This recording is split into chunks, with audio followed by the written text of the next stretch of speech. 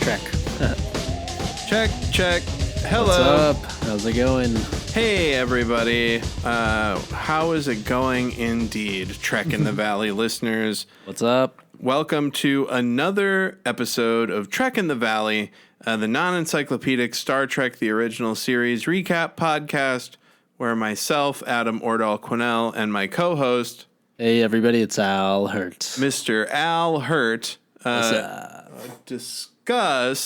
where we discuss an episode of Star Trek The Original Series. We do a recap, we give a little context here and there, we have some fun. Try to break it down, see what we can fucking beat from this very dead horse. Yeah, there's so, like, everybody's talking about, like, there's so many Star Trek podcasts. My goal is We're going to break the mold. Someday, I just want to be in, like, the top 50 suggestions when somebody searches, like, Star Trek and comedy. That's a good one. I keep a low bar, you know, and I think that's going to help us in the long run.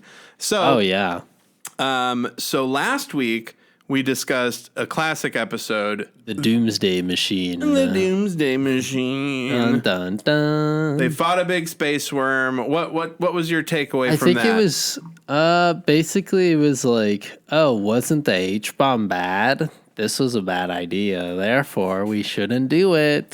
They never figured out where it came from. The whole dilemma was them getting rid of it. They don't really put a button on it. They don't really put a button on that. You also mentioned, and you also mentioned too that Kirk says, like, what if this isn't the only one? What if there's other ones out there? That's fucked.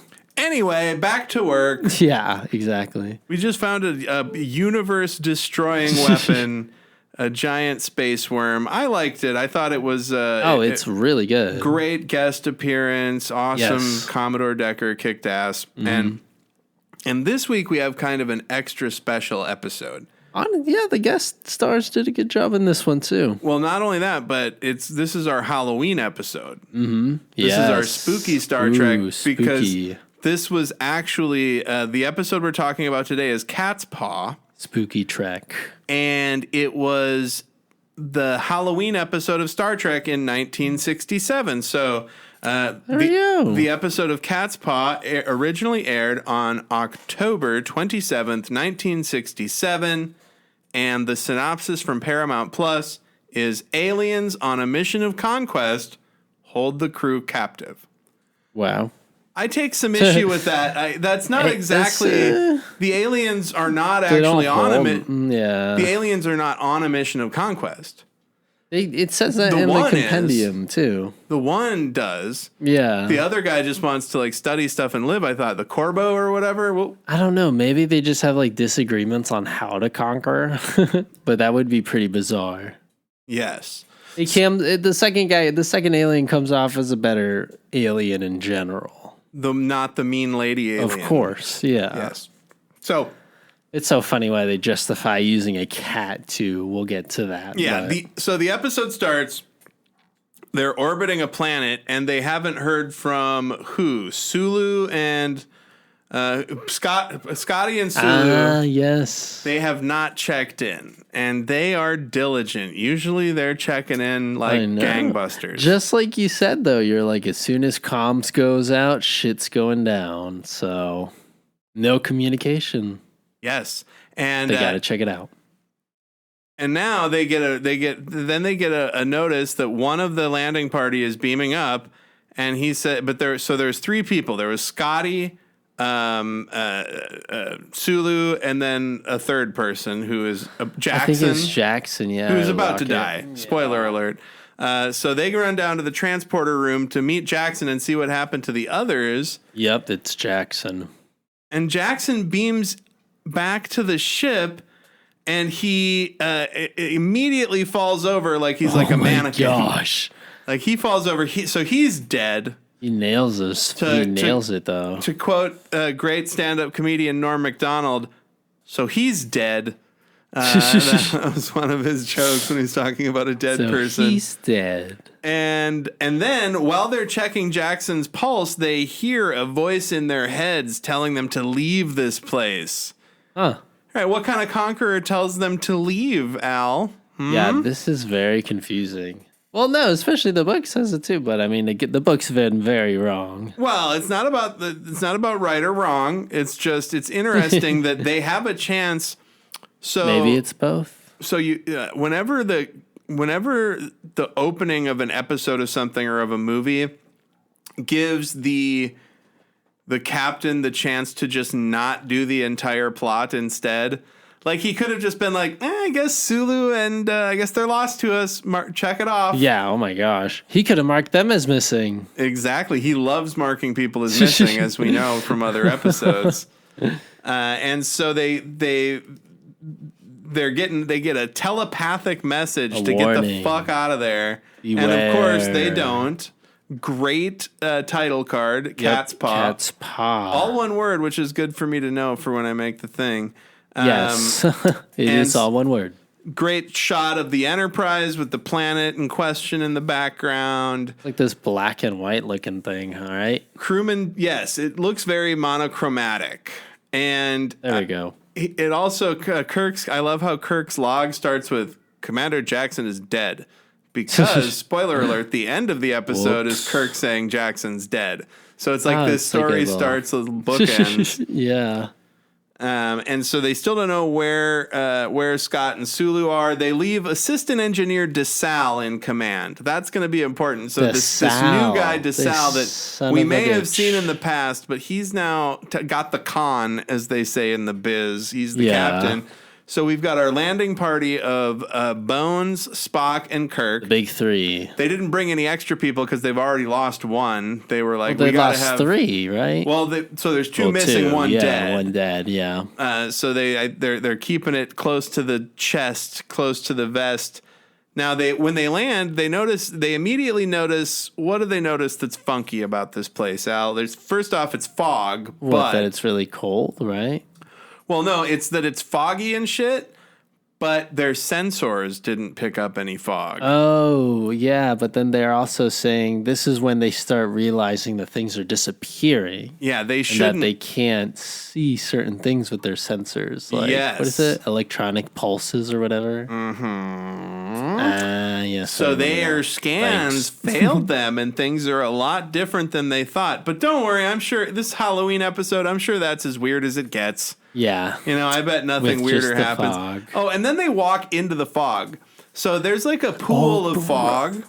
And they look at this pool of fog and they go, well, I guess we just got to walk through it. Yeah. And then they're not even trying to wave. I would wave the fog away a little bit. Like, or maybe just use your little sensor thing. Make sure there's not a hole. Well, the sensors don't help. That's what they just found out.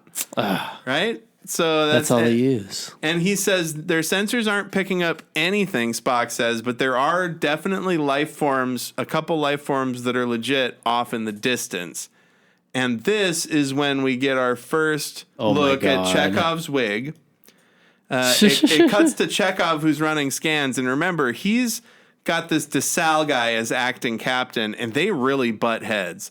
I love the chemistry between DeSalle and Chekhov, because DeSalle is just up Chekhov's fucking ass the whole time, and you can tell Chekhov is just like, hey, you are technically my superior, but you're not the fucking captain, dude. Like, he even says, I'm not that green at one point. Seriously. He's like, I've obviously checked. I did my fucking job, dude. And we were right. I don't know if it said this in the compendium or not, or where I heard it, or if I thought of it, but they did put him in these dumb wigs to make him look like Davy Jones from the Monkees. Really? My gosh. My wife confirmed it. She was like, I read that online, and I was like, are you sure you didn't hear me say it? Because that's something I've always said. Yeah, so that's crazy. But yeah, he looks terrible. He looks terrible. Oh, but what the other thing I wanted to say though is about the Enterprise crew, just like wading into the planet.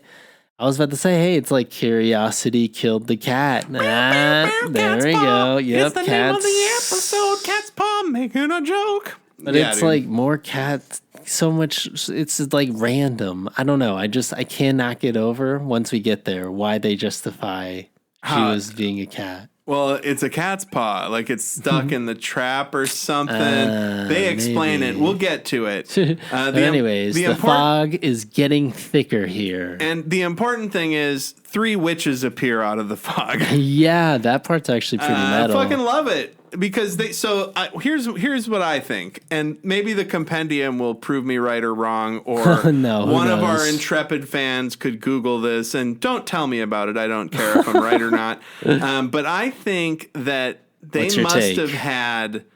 They just filmed a film, like Paramount had just filmed like a film version of Macbeth, and they had these sets laying around.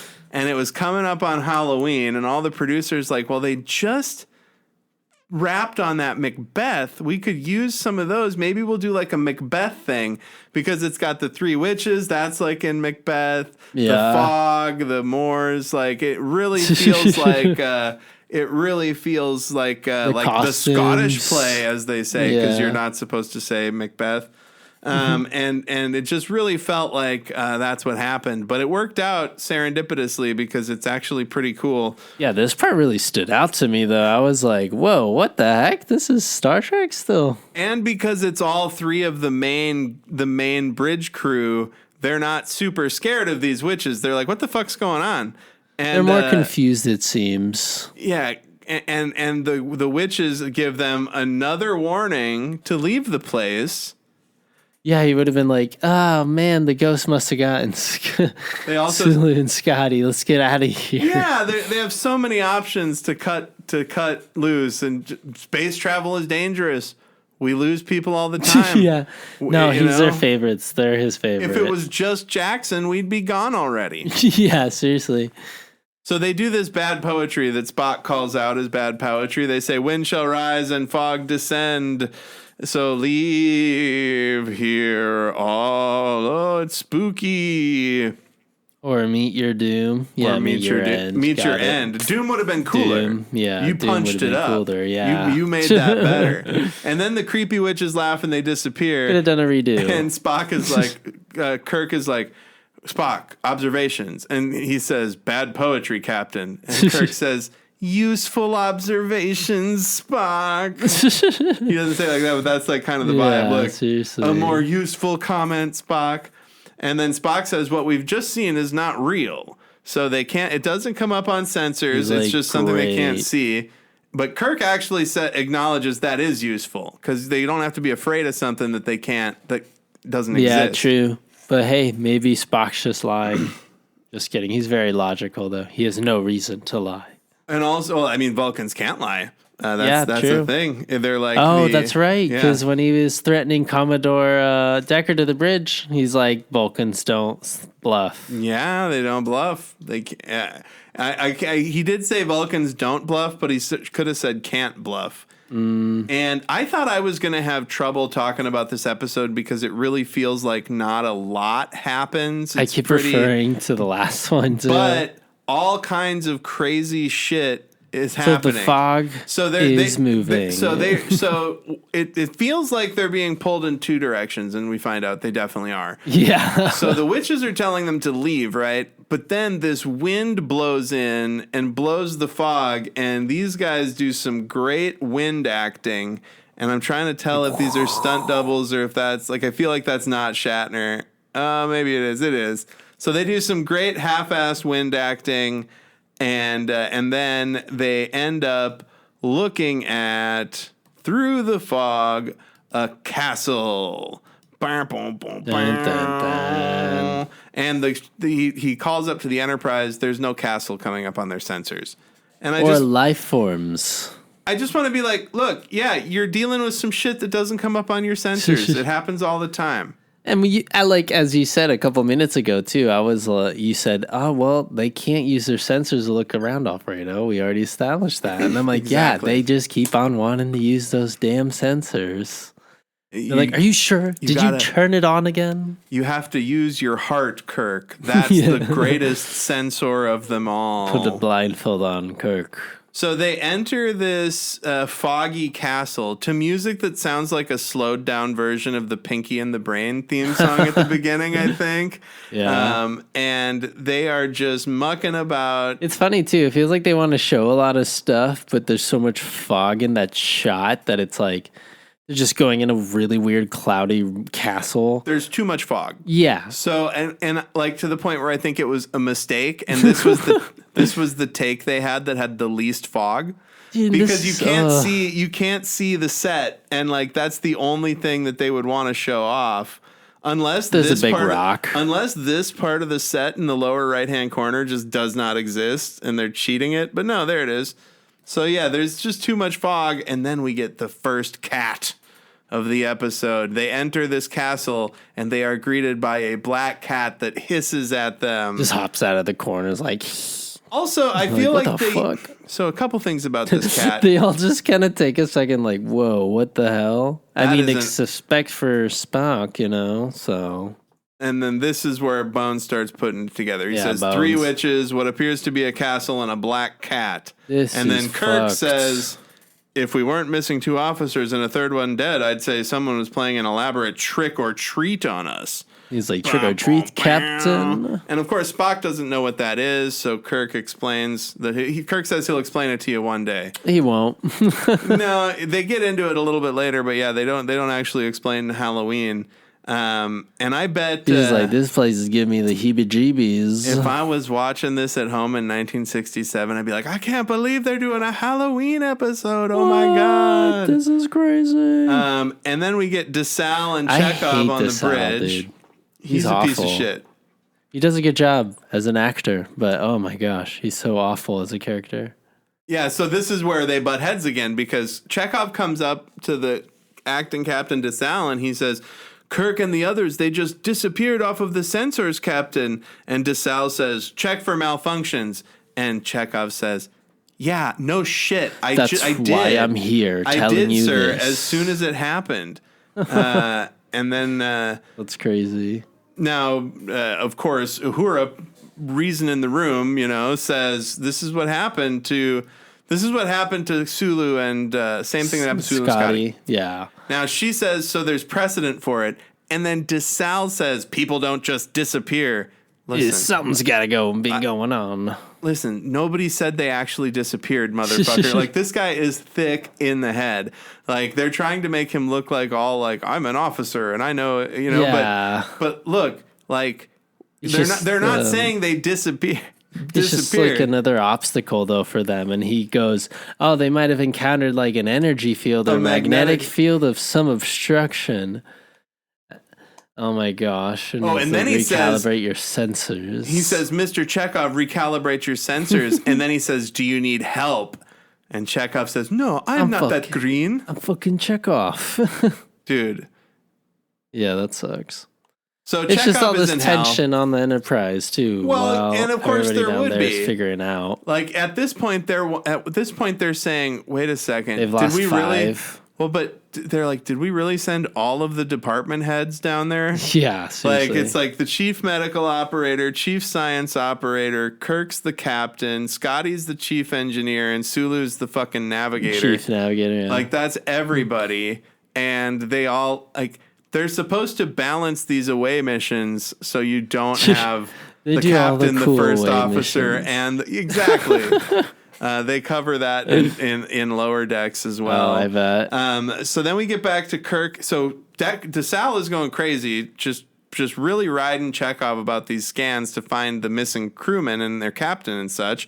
And Kirk then we get Kirk and going on this castle, walking around and freaking out from this cat and stuff. They're giving themselves a guided tour of what looks to be the set of Macbeth. There's lots of cobwebs. Bones says Halloween is right. They're really driving it home. We get a great shot of that fat black cat running.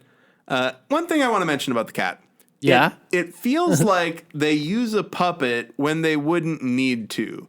Like there was a shot even of the cat when they first introduced it earlier where it was clearly a fake cat, like it's a puppet. Oh yeah. and there's some more pretty hilarious puppet cat shots early. It It must have Maybe been they cheaper tried, than getting an yeah. animal wrangler or something, or they didn't have the shots. They tried and it didn't work. Maybe it was after the fact. Because the And- cat's right. They built the whole miniature thing, as we see in the episode later. And the cat sounds like Donald Duck. Mm-hmm. And I almost referred to Donald Duck as Donald the Duck, which I think more people The should duck, do. Donald. Oh, and then a bunch of rocks. The floor falls out. Dude, that cut, too. There's a lot of funny cuts in this episode. It's a funny episode. Yeah. And well, let's take a moment. Oh, yeah? I talked about this in last week's episode as well. So Star Trek does this thing where they will have one very serious, dour, dramatic episode, and then they have a crazy, supernatural, hilarious episode. Yeah. And rarely are they so far to either end of the spectrum as what we get with the Doomsday Machine and Catspaw. Because Doomsday Machine is as serious as an episode of Star Trek gets. It's basically like a submarine thing. The stakes are really high. And higher than ever, the whole universe. Yeah, But exactly. the stakes are the whole universe by the end of this one, too. Yeah, true. With these beings. Mm-hmm. So they even have kind of the same stakes. But one is at the serious end of the spectrum and one is as goofy as you can get. So the crew, Kirk and Spock and Bones are walking through a hallway. Yeah, and then the ceiling falls out above them. And what I was saying before, and the floor falls out, and then they fall through the floor to another room. Okay. And it cuts really, really fast, though. So, like, it seems like there's rubble and dust everywhere. But Yes. there's no shot of them falling. Like, I don't think they had, like, stunt doubles or anything for that shot. Exactly. They spend money on the cat. As they say in the biz, they were cutting around it.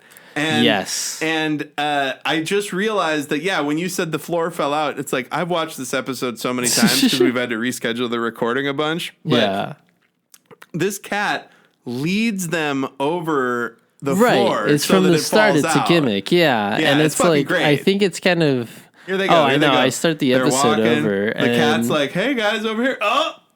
And also, too, you see, the cat kind of peer over. But from the start, this cat's kind of fucking weird.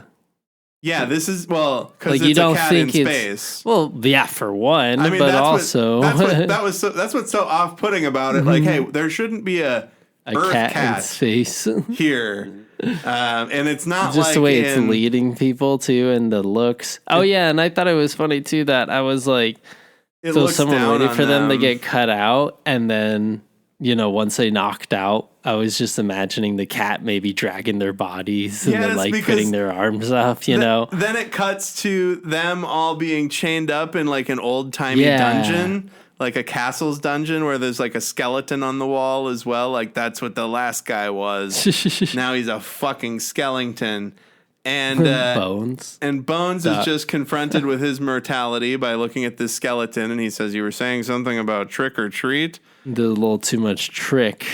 So they're stuck here, and this is where we get into the real meat of the episode and what I like about it. Because sure, there's the plot with these beings, right? That want, one of them wants control, one of them doesn't. They're both all powerful, whatever. Mm-hmm.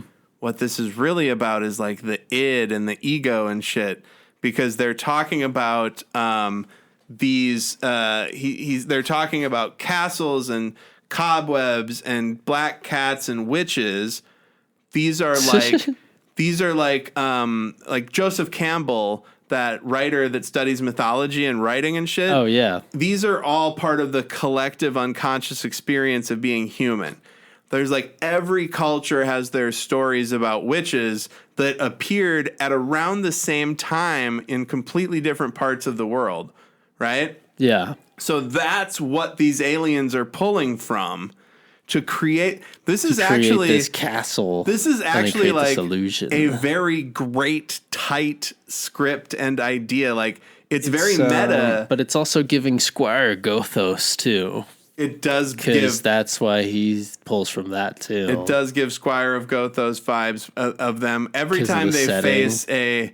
Do you think somebody watched the first Q episode of Star Trek Next Generation and was like, This is really giving me Squire of Gothos vibes. This guy being all powerful. Not okay, probably the all powerful a bit, but like what you said with the whole collective conscious of like, oh, there has to be a castle. Oh, there has to be a dungeon. Oh, there has to be like kind of shackles because like that's what everyone knows, right? Yeah, yeah. That's like really interesting that you brought that up because that's how they kind of got freaked out. It's such a because they're trying to scare them with their collective unconscious, and Kirk even says later.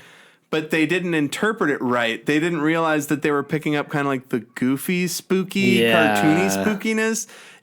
But it's just interesting as the writer of this episode. Who else did he say that about though? Remember when Kirk was like, he can only imitate. He can't really understand why he does the thing he does. Is that Squire Gothos also? Maybe, or was that the one from a couple weeks ago? I have no idea. But I remember Kirk saying that about someone else or Spock. Robert Bloch wrote this episode, and great job because it rules. The idea of a writer saying, I'm going to have an alien that reads like the collective unconscious of humanity to create a spooky environment. That's such a great thing. Yeah, it is, but it's like conceptually so big that I don't even think they cover it as well as they should have in this episode, you know? No, they don't. Yeah, they're not quite there yet in terms of like the prestige television or whatever, you know? Yeah.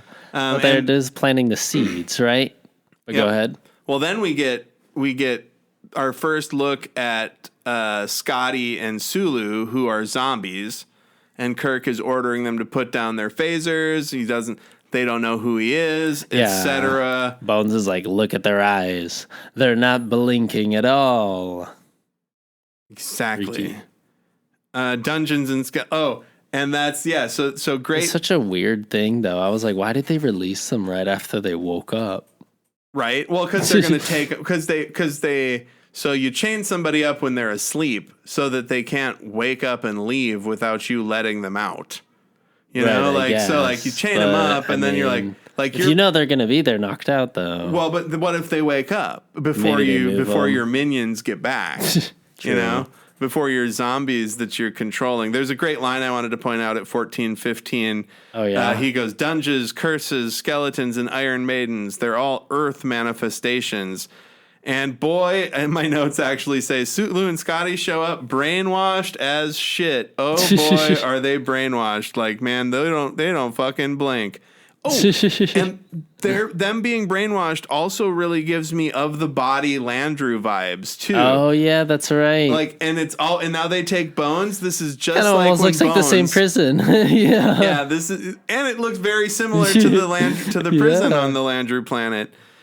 Now it's just as Kirk and the boys are about to fight Sulu and Scotty, some bald wizard tells them to stop.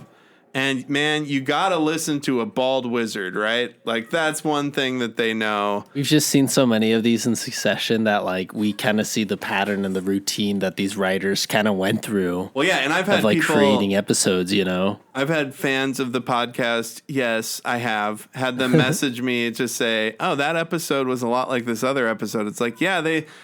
You know, they had seconds. Yes, they had seconds. They probably had weeks. Well, no, days. They probably had days and then procrastinated because they got fucked up. No, they had seconds. That's a great idea. Like, I think about it like, so it's not going back to the well. Like, if you do a plot that's been done before, they call it, oh, there's a car or something outside. Oh, yeah. No, they call it going back to the well or whatever. Yeah. But I like to think of it as they're having seconds, like at a meal. Well, and they're also they're Frankensteining together like all these other like plot points, and they weave them in together, and it's crazy. Like you said, with the episode where they go on that planet and the purge just casually happens, Landru. And they just it's the Landru one still, right? Yeah, and they still just totally rub it off.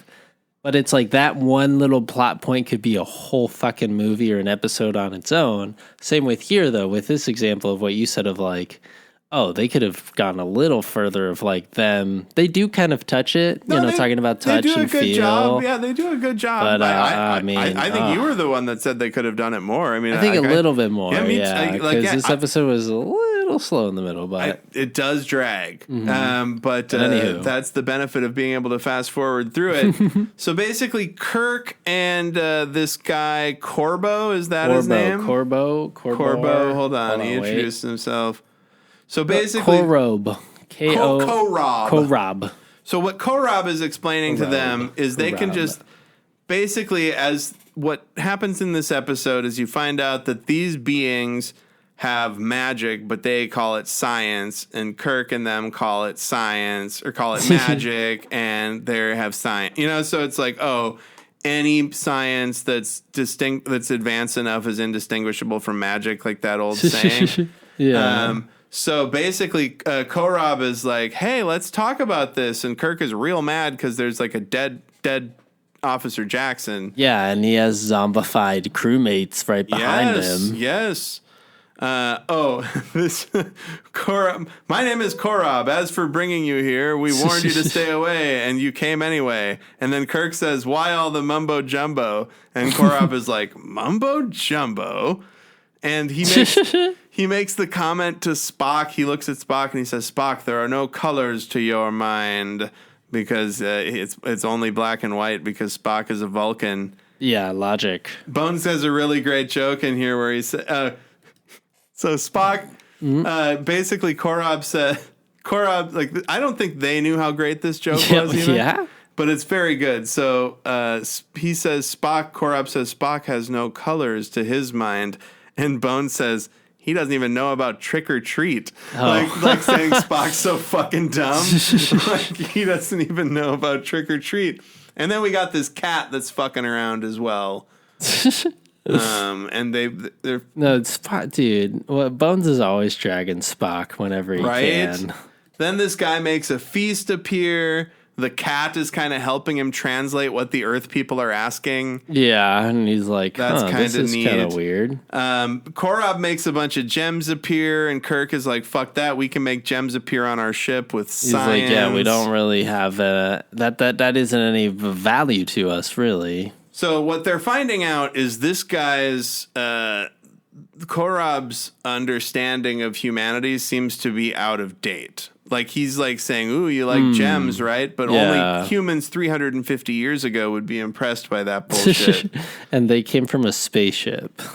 And Korob explains that this whole thing is a test of loyalty and bravery and bribery.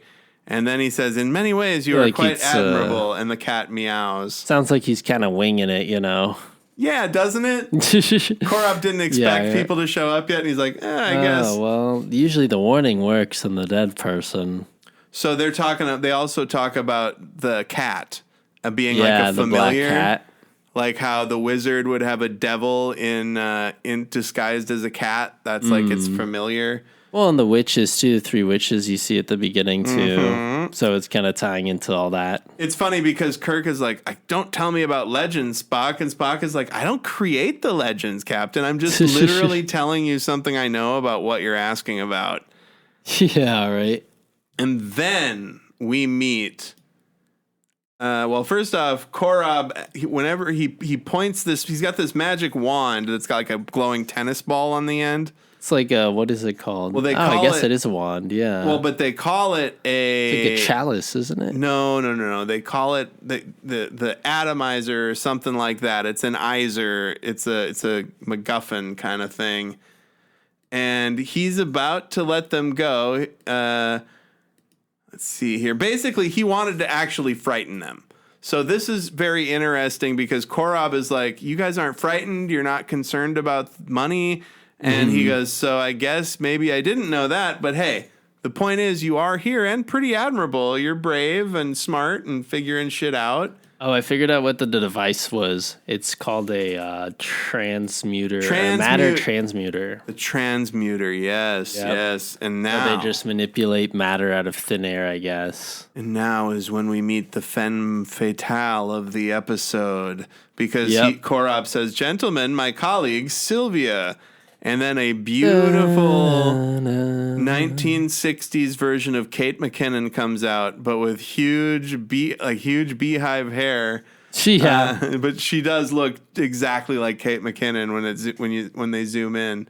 And she is also a great character actress. So that is Antoinette Bauer, and Korob is played by Theodore Marcuse. And they're the big guest stars for the episode. Yeah, they both did a pretty good job. So what's Sylvia's deal here? Basically, she is talking about how she can control people with... Basically, Kirk says it's a parlor trick because she takes control of Bones' mind briefly. And she says, no, this isn't hypnosis. I'm fucking literally... This isn't a trick. I'm literally controlling his mind. Basically, then this whole sequence is leading to the sympathetic magic because that's what's important, right? Mm-hmm. So he says, you're just two people. You can't fucking hurt us. What are you going to do? Etc. And she says, she picks up a pendant of the Enterprise. And she says, in the pathology of your race, this is called sympathetic magic. And I actually did some research for the first time ever for the pod. I looked up sympathetic magic on the internet, and it says primitive or magical ritual using objects or actions resembling or symbolically associated with the event or person over which influence is sought.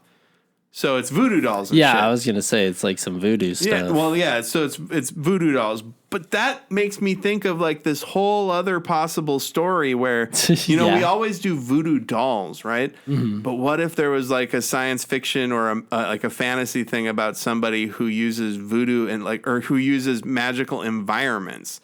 Like he like builds a model of the Colosseum, and like when you smash part of the model, it actually smashes part of the Colosseum.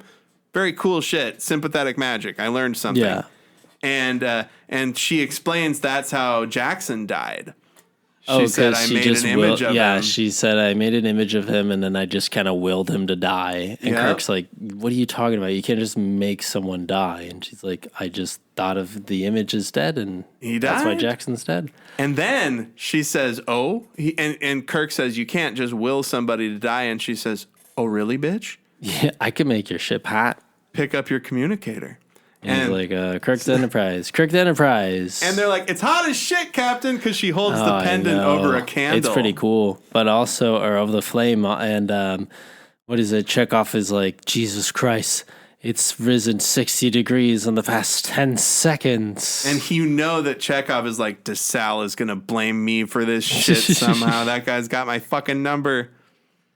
Yeah, it's funny too because they all just get sprayed with water on their face and they're like, you're sweating. You're now sweating. So here keep breathing. So sometimes yes, exactly. That's a very astute observation. Funny. They're just like, you're sweating.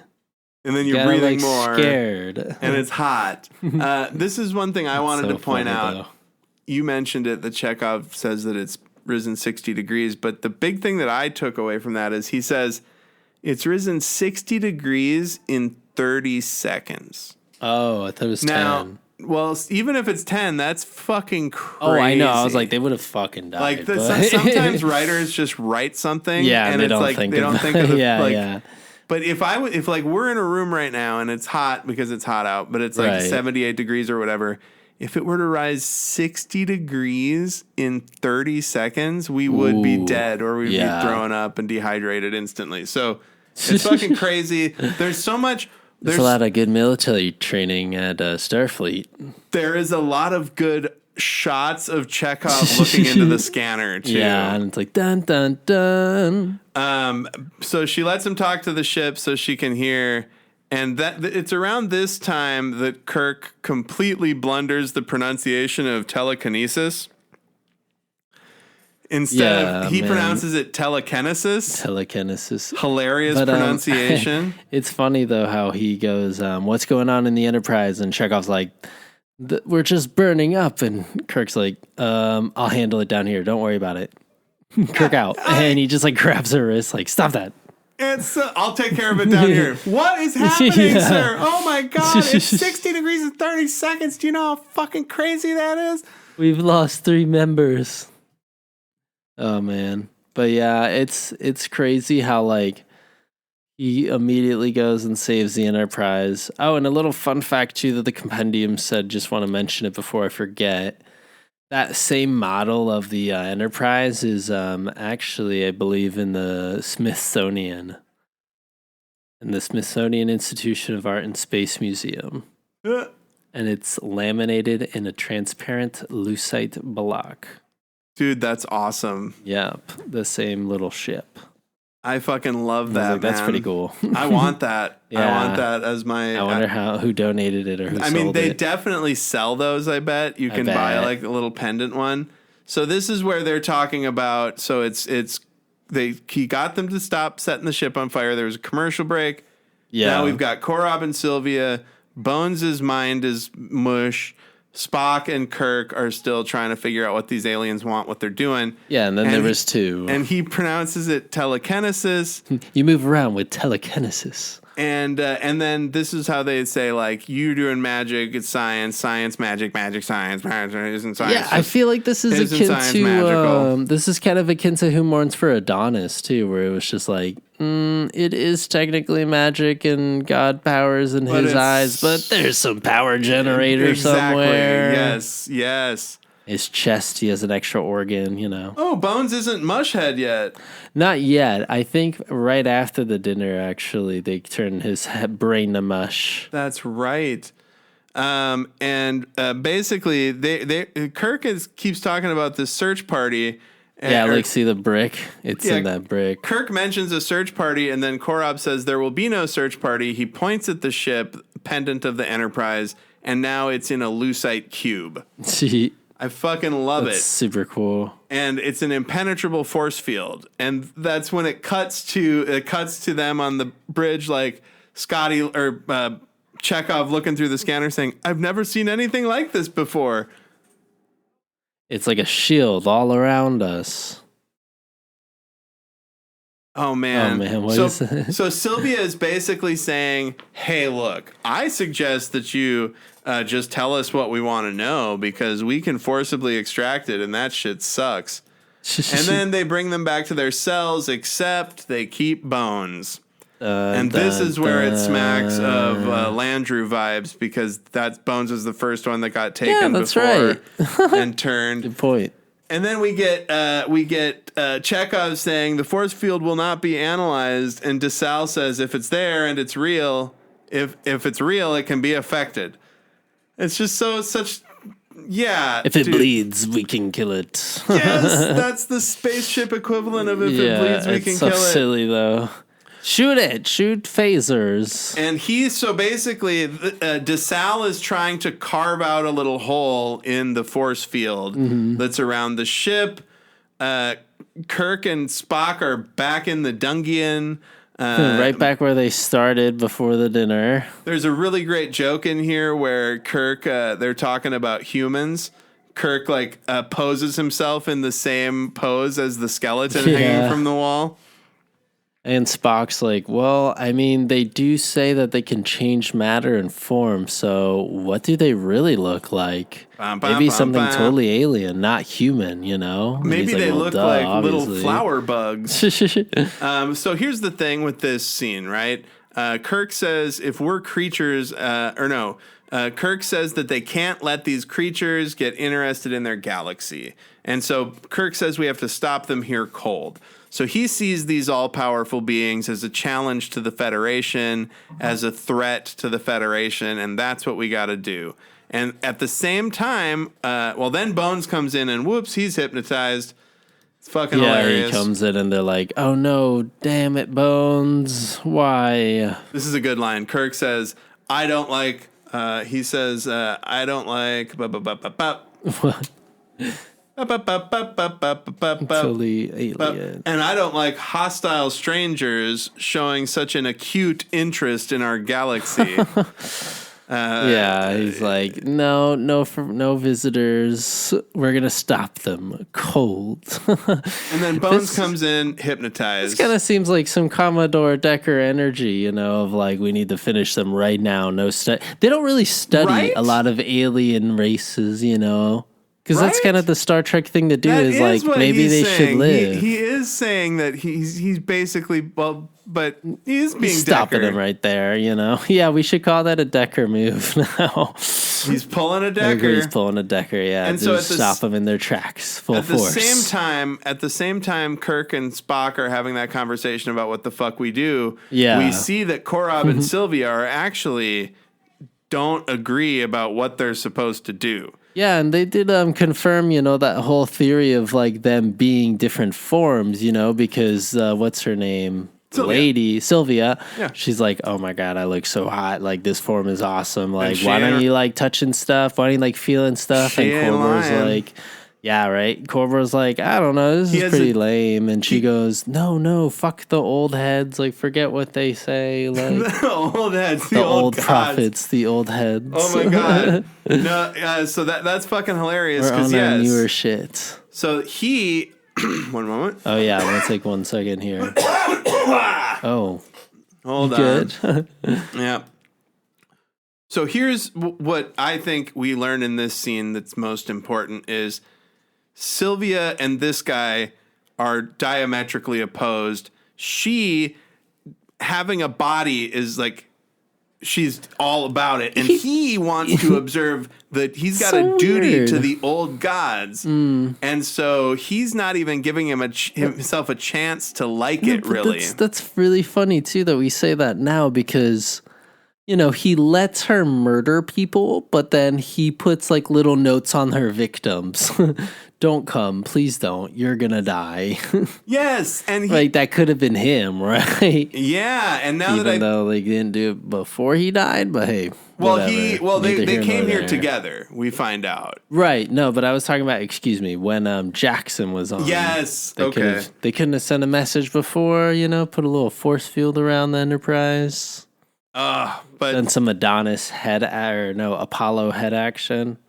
Yes, the Apollo face. That might have been too much though. But anyways, it is funny though that they're opposed. Great line that she says. First off, Korob has in this argument with Sylvia, there's a great shot where he goes, "I have the power," and it zooms in on him. And she says, "I am a woman now. I come from a world without sensation."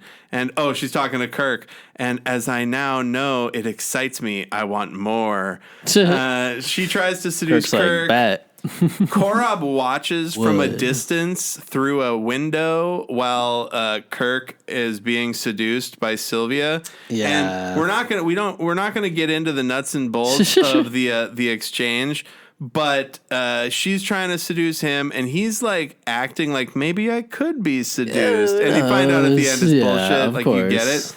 But at 37:44, she says, "I can be any woman," and she changes her form. Oh, yeah, that part is crazy. And it's fucking hilarious. A lot of it's oh my God. What is it? It reminds me of the Mystique character in I think it's X-Men. Yeah. So Kirk is acting like he could potentially be convinced into going along with this. And this outfit, look at that. Yeah. She changes into different women, and the second one is like this polka dotty, clownish, huge pant legs, huge MC arms. Hammer. Yes, big tassels. She looks like a blanket. She looks like a sheet or a blanket indeed. And she's like, you know what? Why don't we just go back to what I was originally wearing? And so we find out then that this was all just a gambit for Kirk to smooch some information about the transmuter out of her. Yeah, and it's all those cuts are reminiscent. It's not as clever, but it's very reminiscent of like that one episode of Mud's Women. Yes. When they all like change and stuff. Also, she's reading his mind, right? And that's how she finds out because he's kissing her and such. And she says, like, "But you're not kissing me with your mind." She's like, "I know you're lying." And he's like, "Wait, but you're using us. Like literally, you're using Bones, right? Or Doctor right now, Doctor."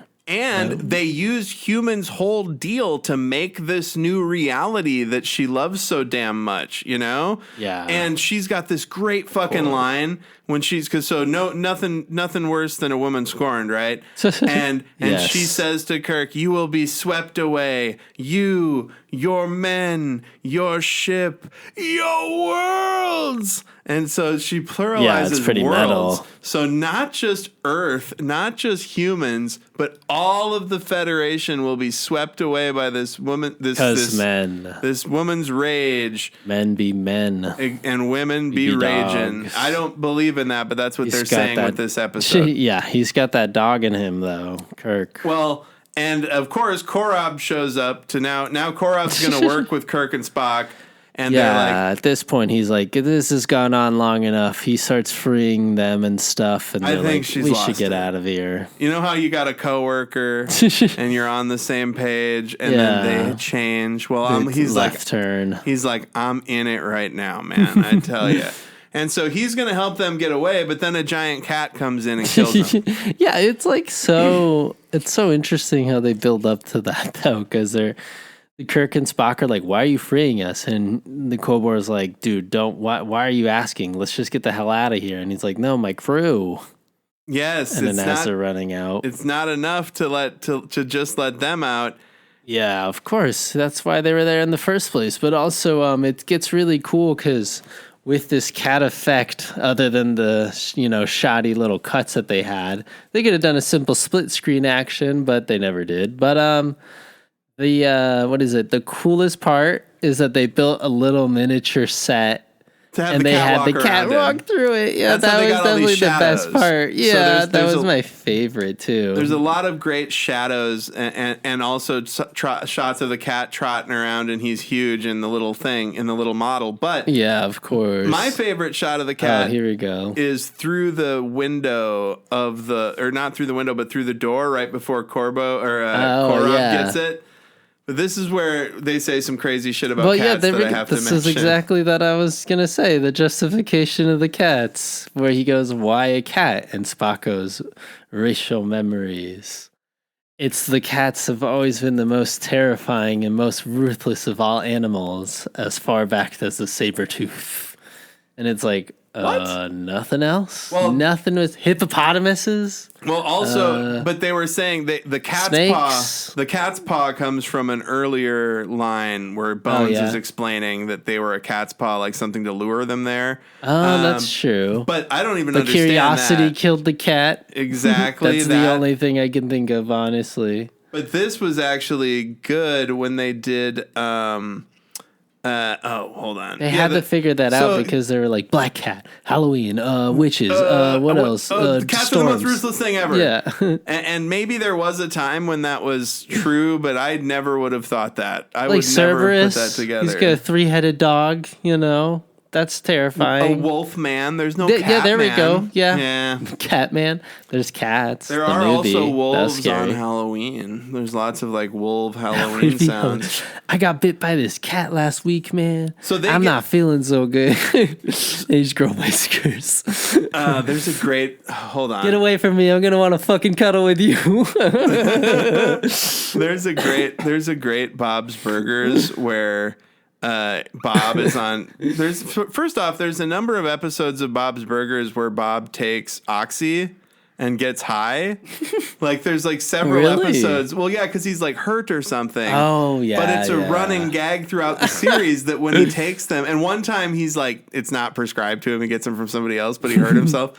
So he always gets really high, and he thinks that Teddy, because there's a wolf that's loose in the town. Yeah. And Teddy is like scratching a bite or something on his arm. And Bob thinks Teddy's become a werewolf. And later Bob says, "I heard you fighting with the beast inside you." And I think about that all the time. So Korob and Kirk and Spock are running out. They've got the transmuter. They need to get up through the hole that the cat pushed them through earlier. Well, I guess we'll just come back through the way we came. And while they're climbing out, we get slow motion cat hissing. And then the cat knocks down the door and Korob is squished. Yeah, his upper torso is out, but he's squished by this huge door. And the cat, this is my favorite shot of the cat, when it shows him through the door. Yeah. amazing. That is the best shot. They're just so great. And then Kirk picks up the transmuter and gets the fuck out of there. Yeah, he's like, wait, he tosses it up first. It is funny how they get out. And then this little fight scene in between the Enterprise crew. It wouldn't be an away mission without a fight. Yeah, seriously. And this is particularly good because it's the crew fighting itself. And Kirk and Sulu does karate. And Kirk and Spock are victorious. And this is where it gets to my favorite thing, and then we're just going to wrap up. There's this whole speech with Sylvia and Kirk, and he is like, okay, I'm just going to say it. So you're like, How is he going to turn it off? What's he going to do? What's the real resolution? And I feel like the writers and all of them were having the same problem. Because you get it, and it's like we're almost done, and so yeah, this episode does end kind of strange. So Kirk just smashes the glass light bulb at the end of the wand, and everything disappears, and that's it. Wow, son of a bitch! Watch. She says, "I am woman. I am all women," and he says, "I don't know what you are, but you're not a woman." You tortured my men and taken their minds from them. You asked for love and returned pain instead. Wow, this is ridiculous. And then that is funny though. That's like how it all ends. And then she just pulls a phaser on him. Like she says, I lied. Korob lied. We didn't destroy all your weapons. And then so even though she had all this magic power, now she's just holding a phaser. I was like, can't she think of a phaser too to hold? But I don't think a stronger phaser because she doesn't have the transmuter. Well, that's true, and she doesn't have any concept of that either, though, right? Well, he smashes it. That is a cool shot. He smashes the transmuter, and then Kirk is just posed semi-heroically standing on a rock on a soundstage in Burbank. There's like, huh. And then all the other dudes show up, and they are no longer brainwashed. Yeah, they're like, wow, that was easy. And then it shows the weird little beings. The creepiest part of the whole episode. They look like early Jim Henson puppets, kind of. Yeah, but they're just they show the two beings, and they're like half plant, half bug, but also kind of furry and they're just kind of like waving in the wind or like moving. I don't like know. The colors, the blue and the green and the orange. Like I dig it, but they're weird for sure.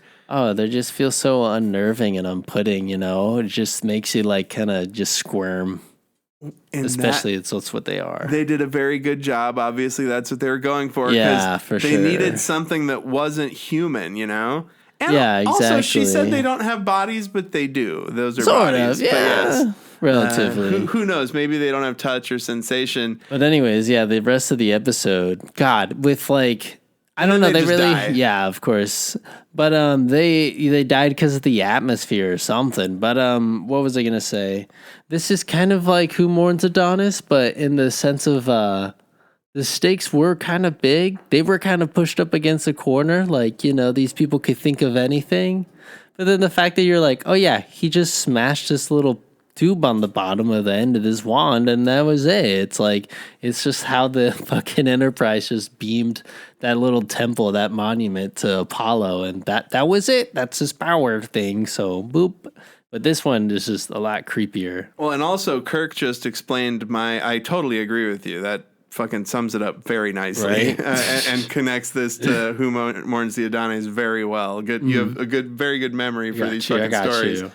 And so Kirk just explained these aren't probably real forms either, because he said that, you know, the reason they only existed because of the power of the battery or whatever. And Spock says, well, if only we could preserve them and study them, and then they die as he's saying that. Do they disappear or do they just are dead? No, they start like dissolving. Yeah, there's like smoke coming out of it. All of this is just an illusion. Kirk says, no illusion. Oh. No illusion. He closed translate. Jackson's dead. Yeah, so this is another classic ending, because Bones says, so this was all an illusion, and Kirk says, not an illusion. Jackson is dead. The end. And then an episode of Andy Griffith came on. Oh, and next week Oh, next week we do have Mud returning. We dug into the recap a little bit more than we normally do, but I think it was worth it. That's because so much happens in that episode. There's so many funny little bits and bops. Yeah, and there's cool things that you could like spin off of too and branch out about. Like there's a couple of monster stuff with the cat being all big. Big cat. I loved it, man. The witches. It's very. The Halloween vibes. I don't know. Actually, look, I mean, it would have been cheesy, but a step further would have been like pumpkins or like maybe like, a skeleton moving around or some BS like that or a ghost, I mean, actually, scratch that. They had ghosts at the beginning. The witches, yeah, the three witches floating around. No, I think they did a really good job. I got such whiplash from the last one, that's all. Well, and this is such a strange episode for me to rate because going into this conversation, I thought I was going to put it at like a 2.5 or a 3. But now that we're talking about it and like all of the collective unconscious stuff and the symbology of like, it's better than the Adonis. Oh man, this is really fucking good episode, dude. It's better than the Adonis. It incorporates a lot of the stuff that I love about literature and writing and art. And they do it in a way that's, it's ham-fisted in the way that it often is, but good. And the point that I like that you brought up that I wasn't thinking about before was that, like, they are just imitating these human things, and that's, like, kind of what they're guessing at, and how, like you said, the unconsciousness and, like, how everybody collectively has the same idea of what is scary, right? Oh, a black cat, that's creepy, that's bad luck. Oh, a ghost with a fucked up old face, that's just inherently creepy to people. Yes. Castles. It's in there down deep in our collective. That's what... He kind of had a cool warlock outfit, that Thor. Yes, Korob. Yes. I love that. Costume design was on point in this episode as usual. They keep bringing these great guest stars in. It's really ramping up, too, compared to the beginning. I mean, how do we start? Amok time. Yeah, Spock's so horny he had to murder people. Mm-hmm. So, and Udon's for Who Mourns for Adonis. And then the apple, or wait, Mirror. Apple was 5. Mirror was 4. What was 3? I don't know. I can just look.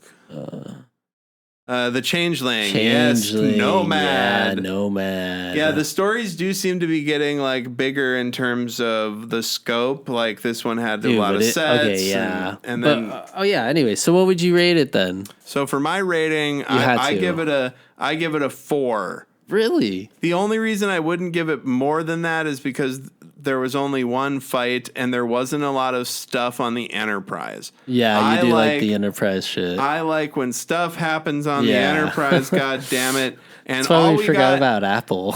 Well, yeah, exactly. And the only thing that really happens on the Enterprise is they got DeSalle giving my boy Chekhov shit the whole time. Yeah, that's why I didn't like DeSalle. He never was just had to go back to the Enterprise. Uhura was just in the back, and I was just saying to myself while I was watching the episode, I'm like, doesn't Uhura, shouldn't she be captain? Like, I feel like she maybe, like, first she should outrank DeSalle. That guy. She's been on more away missions. Come on now, let's be real. Yeah, man, it's fucked up. I think we all know what's going on there more than likely. I gotta watch, though, speaking of next episode, I gotta watch Mud's Women again, too, just to refresh on that, too. I will do that as well. But this one's, what's it called? I, Mud? Yeah. I, Mud. All right, well, this is the first villain that's made a comeback, too, on the show, right? You're getting ahead of yourself, but yes, you're getting ahead of yourself. What did you rate this episode? Oh, yeah. I don't know. Let me think. Probably a 3? 3? A 3? Yeah. That's not bad. I would think so, yeah. It's not better than, it wasn't better than the previous. Doomsday was really good. No, certainly not. But I don't know. I think it's not that it felt lazy. It just felt like, okay, go more one way or the other. Like, I mean, the most unnerving part for me was the ending. Maybe if they did a little bit more of like the space horror stuff. Yeah, I guess they were trying to like, match humans or whatever. But it felt like a very, like I said before, like Frankenstein episode where like they pieced together certain plot points from other Star Treks. Which kind of works. And they turned it in, right? Which kind of works because those and the cat. which kind of works because those aliens were piecing together what they think humans would be afraid of from scanning everybody's minds. So and the cat thing though really got me. But when that Korob getting killed by that door, oh my god! Oh, I know he totally could have avoided that, like 100%. I wish they would have had enough money to make a big practical cat paw. That's what it's missing. That would have been hilarious. They should have just made a cat's paw the size of a fucking manhole cover. Or a door. Just to show on the door. You just push it through the door. Yeah, man. I liked it. I thought, and I look forward. So this was us. Oh, you got something from the compendium? Oh, yeah. Actually, there is one thing. A final note from the compendium. The alien forms of Korob and Sylvia are effective, though ultimately disappointing. They're marionettes composed of blue fluff, pipe cleaners, crab pincers, and other materials. So it's just like a bunch of junk that they found in the back and like weaved together with wire and just like puppeted. That's disgusting. Yeah, that's what I thought really it cool, was. Though. Yeah, it looks exactly like that. Good job. Yeah, and the fact that you were so viscerally grossed out by it. I just hated it. They nailed it. That was like the worst part. It's the most unhuman thing they could get. That was more of what freaked me out. But the cat was cool. I did really like the effects of the cat. I don't know. I mean, is there anything too much that they could have souped up? No, right? Yeah, they could have just done more stuff on the ship, or not do anything on the ship and do more stuff with the magical land. You know, I think like you made a good point with the go more one direction or the other. I felt kind of middle. But anywho, I'm excited about next week. Next week, we're going to talk about I Mud. And last episode, I think you did recommendations first. Yeah, so I'm going to cover. Holy shit, the end of Wheel of Time Season 2 was so fucking good. And I don't read the books. My wife and my brother are like nerds for the books. They know it all. And apparently what this Amazon show is it's sort of like Rings of Power, but for the Wheel of Time universe, in that it's not like an exact one-to-one translation of the Wheel of Time books. It's like a story with some of the same characters inspired by the vibe of Wheel of Time. and I it doesn't really make me want to read the books because the Wheel of Time books are like 1,000 pages each and there's 26 of them or whatever the fuck. I ain't got that kind of time. Brittany, my wife, listened to all of them. Oh, wow. And we actually listened to some, I think, on our way driving out here 5 years ago. Mm-hmm. And the person who does, I wish I had it pulled up, but the guy who reads the stuff is so good, like in terms of having kind of different character voices that aren't like too charactery and take you out of it. Yeah. But the Amazon show is top shelf. Okay. It's so funny that Amazon has the Lord of the Rings, Rings of Power, and the Wheel of Time show. Yeah. It's fucking crazy. It's like if HBO Max had Game of Thrones and a Lord of the Rings show going at the same time, kind of. Yeah, feels kind of check it out. It's steal somebody's Prime or buy a physical copy of season 1 or season 2, so you don't have to get Amazon Prime. And check it out. Oh, and of course, something that happened while we were on break. The writers' strike is over, and they're figuring that out. Oh, really? So that's good. Yeah, nice. that ended a week ago. Oh, yeah, that's right. The writers got a historic deal, and they're working and now the actors are figuring it out. But that's neither here nor there. But I'm happy about it. Al. Oh yeah, here. I got some recommendation here for dubstep. I got this guy Must Die. Got this EP called Vampire Weapon Crimson. It's actually pretty good. A lot of like hardcore dance music, like a lot of what is it called, gabber. You know, those hardcore kicks. It's like, don't. It's interesting because it's a bit of that, but it's a bit of dubstep too. A little bit of trap. That's really good. But then there's also some hip hop too from Earl Sweatshirt and this producer called The Alchemist. It's called Vor Dyer. I recommended The Alchemist before. Yeah, sure. Yeah, that's the name I recognize. And then Earl Sweatshirt's like a very cerebral rapper. Mm-hmm. Like he's like one of the few people that I rewind and I'm like, what the fuck did he say? Just to hear it again and again and again. But there's a Vince Staples feature twice actually. It's really good. And people have like been wanting a Vince Staples collab with him too. So apparently it's coming out soon. So we'll see. Cool. But yeah, those are my recommendations. Excellent. Well, next week, that was us talking about Catspaw.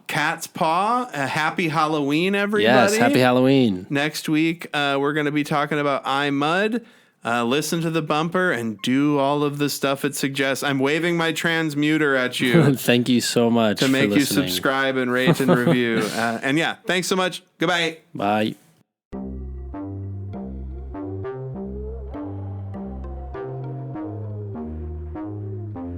Trek in the Valley is executive produced by Adam Ordall Quinnell and Al Hirt. Theme song by Al Hirt. Recorded by Adam. Mixed and edited by Al. Check the show notes for our socials, and you can email the pod at trekinthevalley, all one word, @gmail.com. Like, subscribe, review, and always explore strange new fucking world.